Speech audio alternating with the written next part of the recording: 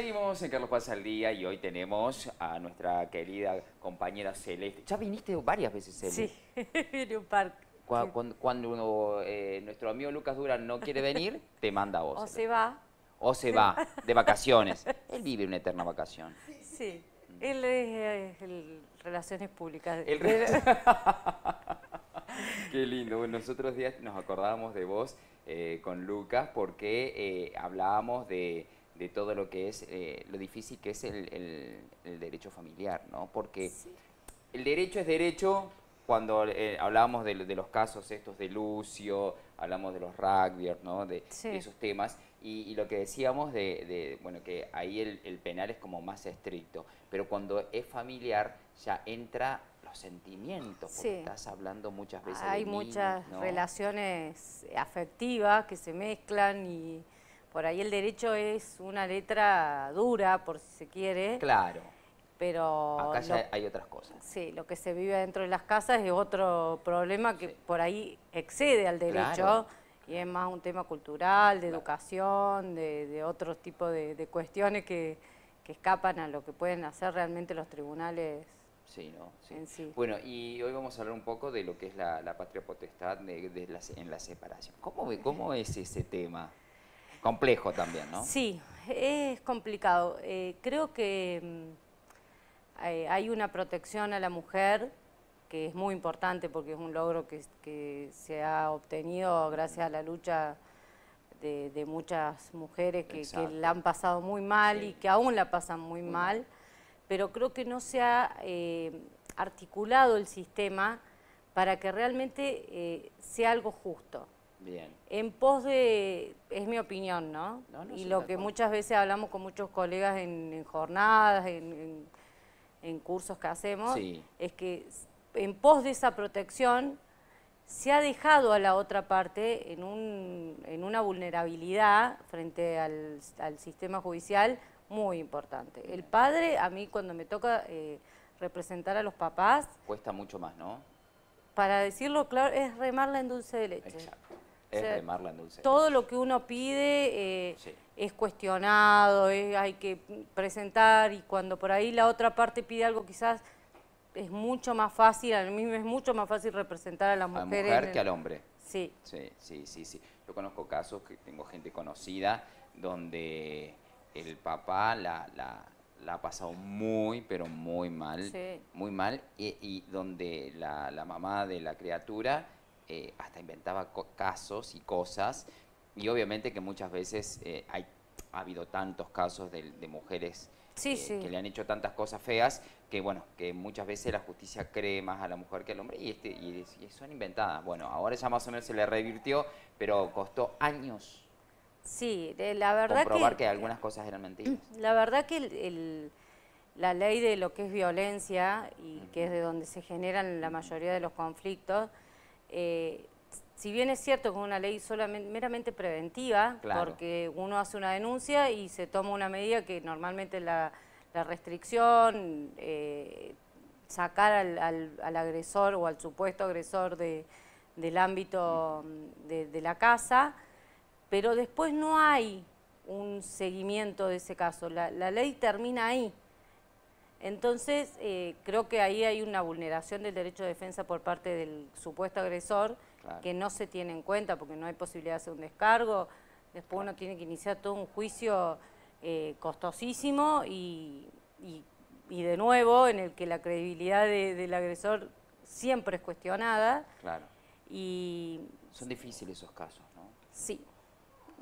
Donde al papá se lo involucra a veces en alguna mentira, ¿no? Y se transforma en... Sí, o hay muchas veces que la violencia es mutua. Es mutua, sí. Y digamos, el que denuncia primero gana. Claro. Y normalmente es la mujer la que denuncia primero, y es una peregrinación hacer una denuncia de violencia, tiene que estar 3, 4 horas ahí en la unidad judicial para que te lo tomen.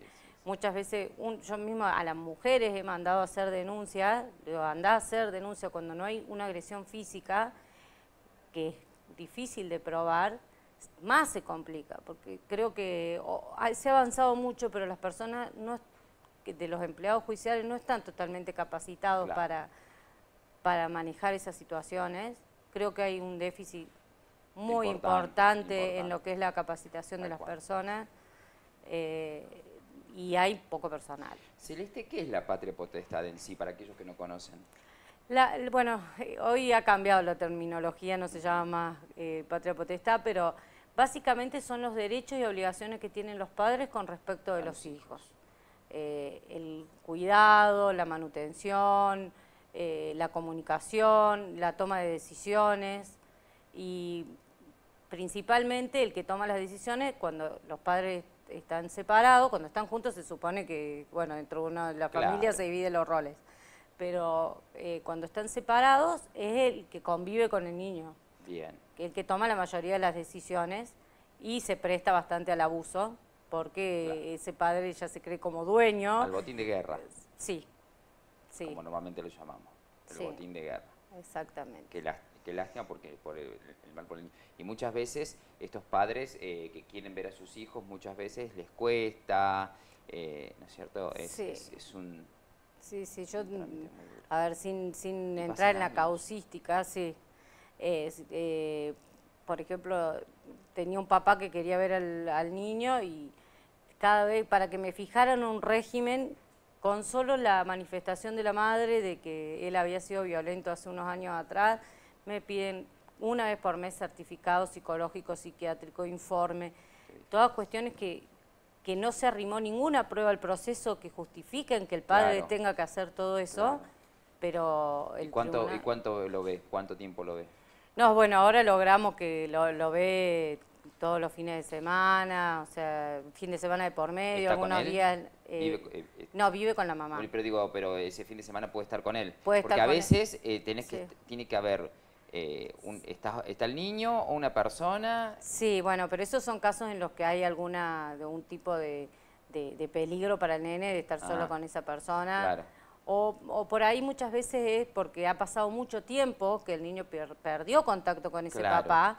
Entonces, ¿hay que arrancar qué? ¿Por una psicopedagoga? Sí, o con algún familiar, que el nene se sienta cómodo para poder revincularlo, pero es complicado. Cuando son chiquitos, porque claramente hay una dependencia del papá con el que está todo el día. Un papá que estuvo un año sin verlo, no se lo puede llevar a la casa porque ese nene la va a pasar mal.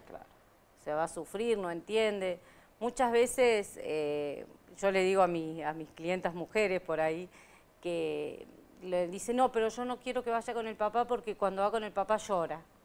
Y sí, le digo, el nene va a llorar, pero el nene se tiene que acostumbrar que tiene porque un papá. Porque el papá tiene también sus derechos, ¿no es cierto? Exactamente, y más allá del derecho del padre, también está el derecho del niño de tener contacto con ese papá.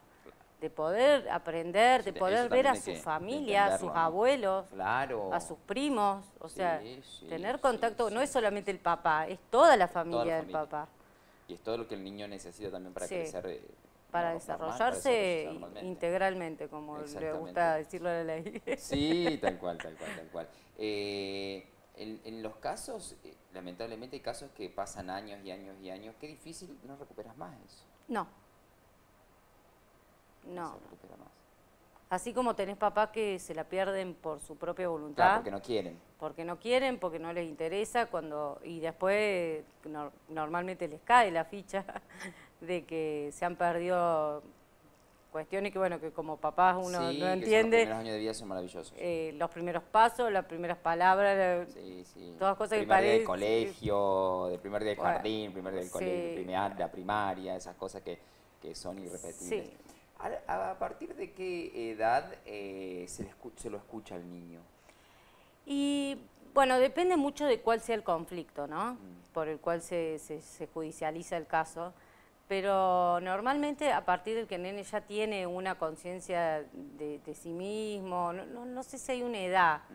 Por ahí a los 6 años ya los nenes ya saben qué es lo que quieren y lo que no. Pero yo no soy muy afectada a pedir la entrevista con el nene, salvo que haya, digamos, algo muy concreto que yo pueda hablar con el nene o que pueda hacerlo a través de con una psicóloga, porque tampoco los abogados tenemos la herramienta para manejar esas cosas, porque uno expone al niño a hablar en contra del otro padre, si se quiere, o a hablar en contra a favor de uno, y se los pone en una situación incómoda. Claramente. Son sus padres. Son sus padres, son los dos. Yo por eso, salvo que sea imprescindible, que ya haya una manipulación del nene en el que el nene no se sienta cómodo hablando, que la psicóloga me diga, mira, la verdad que acá hay algo, acá hay una manipulación de la mamá o del papá, porque puede ser cualquiera de los dos, que no está pudiendo abrirse, que no está pudiendo hablar, bueno, ahí sí ya se pide la entrevista, que la entrevista con el niño no entran abogados, no están los padres, normalmente las toma el juez o la jueza acá en Carlos Paz con el equipo técnico del Poder Judicial. Bien. Y bueno, y ahí se lo escucha, pero tiene que tener una edad porque si son muy chiquitos... Sí, no se entiende. Sí, no sé si logran racionalizar. A no ser que sea a través de cámara GESEL, que vea, sí, que vos veas qué es lo que hace el niño, pero la cámara GESEL también se usa mucho más en penal o cuando hay una situación de abuso, violencia. Claro. También es una exposición, o sea, sí. Es como... Es complicado. Sí. Es complicado. Y cuando el régimen, ¿no? Por supuesto, cuando están separados, el régimen del padre, ¿de qué depende? El régimen de visita. ¿Hay algo estipulado? ¿Es esto, esto y esto? No. Yo tengo... Claro. ¿Por qué? ¿Por qué te pregunto? Tengo un amigo, un conocido, mejor dicho, no es amigo, un conocido, que tiene algo así como tenencia compartida. Sí. De un bebé. Sí. De un bebé que va a cumplir, no sé si cumplió un año. Y entonces, él lo tiene 3 días a la semana y la mamá lo tiene 4. El niño va un día para un lado, otro día para el otro. Sí, bueno, son bastante extremos esos. Los tribunales no son muy propensos a darte ese tipo de... Claro, a mí me pareció raro, no había visto nunca, no había escuchado nunca un caso así. Sí, hay, existe. ¿A qué se debe eso? Primero tiene que ser posible para el nene y ser beneficioso para el nene. Y después depende también de los padres, de los trabajos de los padres, y alguien que lo solicite, que sea así. No, el tribunal nunca va a poner un régimen compartido. Un día y un día. Sí, yo no sé, el nene al final no tiene dónde estar. Normalmente se pone una semana y una semana. Pero se tienen que dar ciertas condiciones. Sí, se tienen que dar ciertas condiciones porque, por ejemplo, que los padres vivan relativamente cerca, porque el niño en algún momento se va a escolar. Tienen perimetral mutua, para que te des una idea. Sí, bueno, está todo a través de terceras personas. Claro, de las tías. Sí. Las tías son las que se manejan, lo buscan, lo llevan a la casa del padre y lo devuelven a la casa de la madre. Sí, la verdad que si el nene está bien y no manifiesta algo que le pueda perjudicar, está bueno que pase la misma cantidad de tiempo con los padres, y está bueno también para los padres que de alguna forma se hagan cargo de todas las cuestiones. Claro, este es un papá muy presente, extremadamente presente, por eso pidió eso, ¿no? Porque él se sentía que necesitaba el niño tener un contacto más seguido con el niño, y tiene la posibilidad porque tiene un trabajo freelance, entonces puede tener el niño. Igual está bien también que, a ver qué nos pasa a los padres normalmente. Yo trabajo y se queda con mi mamá, con mi papá o con una niñera en el caso de las posibilidades. También está bien, porque es lo que normalmente pasa. Aun cuando uno está con los dos padres juntos, normalmente también pasa que hay terceras personas que colaboran en el cuidado porque los padres trabajan. ¿Te ha tocado, Celeste, algún caso donde el padre pide la tenencia total y se la han dado? Y sí, hay en algunos casos que se la han dado. Sí. Siempre es muy raro. Sí, es muy raro. Sí. No es lo normal. No. Y también, sinceramente, no es lo normal que la pidan. Bien. No es normal, que lo pidan. Los que piden es porque ven que hay alguna situación extrema del otro lado. Sí, o porque tienen la posibilidad y tienen la voluntad de hacerlo, porque convengamos que también cuidar a un niño no es fácil.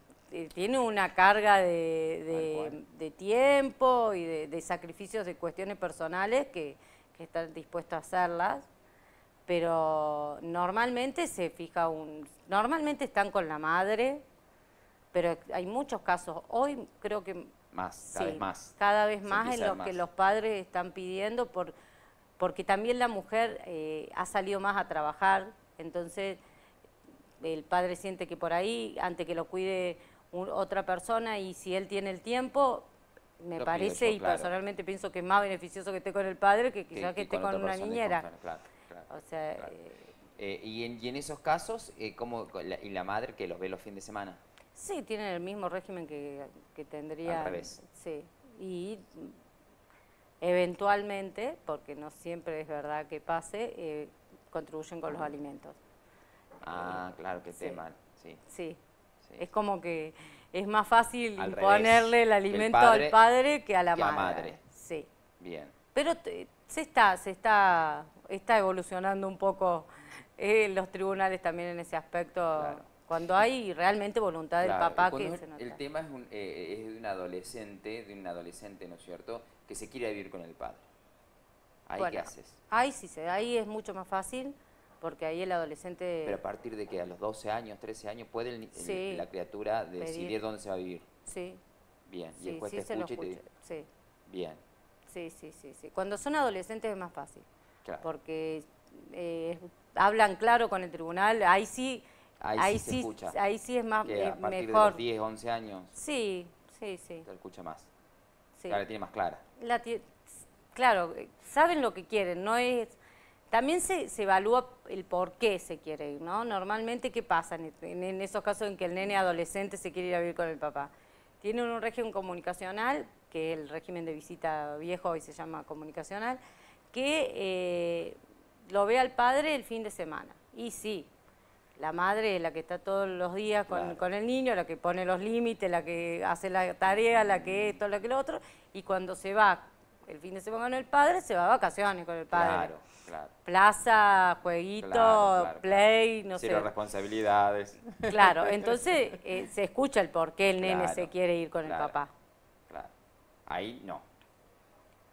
O sí, pero se aclara bien el padre cuáles son las responsabilidades que va a tener que asumir de ahora en más. Claro. El uniforme el lunes tiene que estar, o el guardapolvo, los jueves tiene que estar listo para ir, o sea... Es todo un tema. Bueno, aquellos papás que quieran consultar, tenemos Celeste Marconi, que los puede ayudar. ¿A dónde te contactan, Celeste? Al 0351-155-917-900. Perfecto, ahí está entonces. Gracias, Celeste, la verdad que es un tema para charlar. Sí. Hay 10 millones de casos y debe ser más factible esto de la jurisprudencia en tu rubro, porque cada caso es distinto, ¿no? Sí, cada familia es un mundo. Cada familia es un mundo distinto y una resolución distinta. Pero por suerte hoy se lo está escuchando más a los niños y gracias a las capacitaciones, a todo esto que... Los jueces también abrieron la cabeza. Sí, abrieron la cabeza y el padre está teniendo más protagonismo en el proceso, cuesta más, no te lo voy a negar. ¿Y cuando son dos papás? Mira, a mí no me ha porque tocado, ahora tenemos pero nuevas familias. Sí. ¿Dos papás, dos mamás? Y bueno, no sé, lo evaluarán. Igualmente me parece que igual. Claro. O sea, el que esté más apto para que el nene se desarrolle mejor. Claro. Ese es mi... Claro, ahora tenemos todas las opciones. Sí. Todas las opciones. Sí. Me ha tocado de parejas de mamás. De mamás. Y que el nene está con el padre, por ejemplo. Bien. Y no me ha costado tanto que le fijen un régimen comunicacional a la mamá. Sí. Pero sí hay todavía un prejuicio importante. A eso te iba a decir, antes que nos vayamos, te iba a preguntar. ¿Condiciona que, por ejemplo, que los papás son separados, ¿no es cierto? ¿Condiciona que la mamá tenga novia o el papá tenga novio a los jueces para dictaminar con quién se va la criatura? Y depende del juez. hay todavía eso, ¿no? Hay Sí, prejuicios todavía. sí, hay prejuicios. Sí. Sí. Sí, sí. No, si el papá tiene novio, es más más complicado de que... Es más difícil. Está ese prejuicio del abuso, tal cual. sobre todo de los papás, ¿eh? Te voy a del ser papá, sincera. más del papá que de las mamás. Sí. Bueno, pero después terminamos con el caso Lucio. Sí. ¿Viste? Sí, sí. Pero eso es un problema de seguimiento de los casos. Claro. Yo no te puedo decir específicamente qué pasó en este expediente porque no lo tuve. Tal cual. Pero pasa normalmente y entre parejas heterosexuales, para decirlo de alguna forma, Sí. en que el papá lucha porque dice que hay un abuso, que hay un maltrato y no se lo escucha. Claro. Y terminan en casos no tan graves, por lo menos los que a mí me han tocado no tan graves, pero terminan en estos conflictos que para los niños son irreparables, porque el daño de un abuso, sea el padre, la madre, el tío, quien sea. es algo muy complejo. Es irreparable. El daño que le cometes a la criatura es irreparable. Celeste, un placer hablar con Igualmente. vos. Gracias por venir. Celeste Marconi con nosotros, nuestra abogada que viene a hablar de derecho de familia, que es complicado, que no es fácil, pero que es muy apasionante, que es muy lindo. Así que si tienen... es muy gratificante, perdón, ¿no? Sí, es muy gratificante cuando uno logra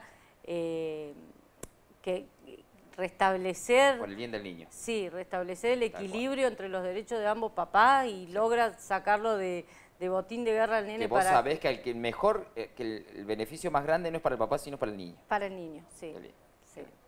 Gracias, Celeste. De nada. Un placer. Nosotros hacemos la pausa. Ya venimos, no se vayan.